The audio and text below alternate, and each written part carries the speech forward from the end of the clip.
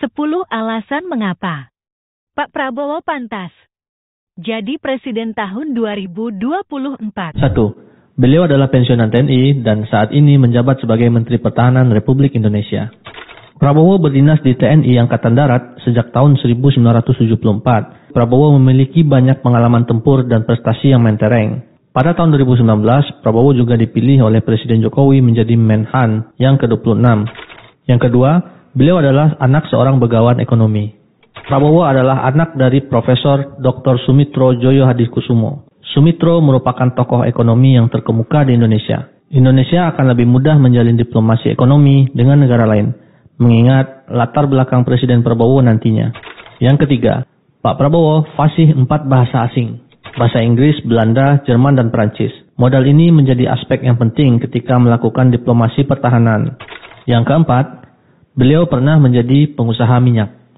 Prabowo pernah menekuni bisnis migas, salah satunya ketika menjadi komisaris perusahaan migas Karazhanbasmunay di Kazakhstan dan Nusantara Energy Group. Ketika Prabowo menjadi Presiden Republik Indonesia, pengalamannya pada perusahaan energi akan membantu Prabowo memutuskan apa yang terbaik bagi Indonesia dalam bidang energi. Yang kelima, Pak Prabowo pernah menjadi Ketua Himpunan Kerukunan Tani Indonesia. Membuatnya bukan hanya dekat dengan para petani, namun juga memahami perasaan petani. Bila Prabowo menjadi Presiden 2024 nanti, Prabowo akan melakukan intensifikasi pertanian untuk menghadapi krisis pangan global. Yang keenam, saat ini Pak Prabowo menjabat sebagai Presiden Asosiasi Pencaksilat Sedunia. Di bawah binaan Prabowo, pencaksilat semakin dikenal di dunia internasional. Kepemimpinan Prabowo dianggap sukses dan memiliki pengaruh di dunia internasional untuk membawa pencaksilat berlaga di Olimpiade. Di bawah kepemimpinan Prabowo, tercatat sudah terbentuk 85 federasi pencaksilat yang mewakili negara masing-masing. 7. Beliau adalah keponakan langsung pahlawan nasional yang gugur melawan penjajah.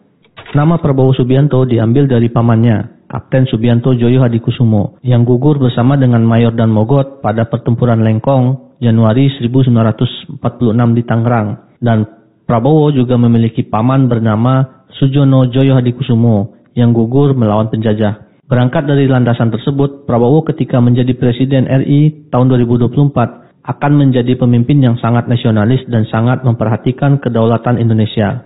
Yang kedelapan, Pak Prabowo pernah bersekolah di luar negeri. Prabowo pernah tinggal selama 2 tahun di Hong Kong. Prabowo juga pindah ke Malaysia selama 2 tahun dan bersekolah di Victoria Institute. Bahkan Prabowo pernah sekolah di British Elementary School Singapura. Prabowo juga pernah tinggal di Inggris dan bersekolah di American International School London. Modal inilah yang nantinya akan membantu Presiden Prabowo untuk melakukan diplomasi dan kerjasama dengan negara lain. Yang kesembilan, Pak Prabowo dekat dengan generasi muda Indonesia.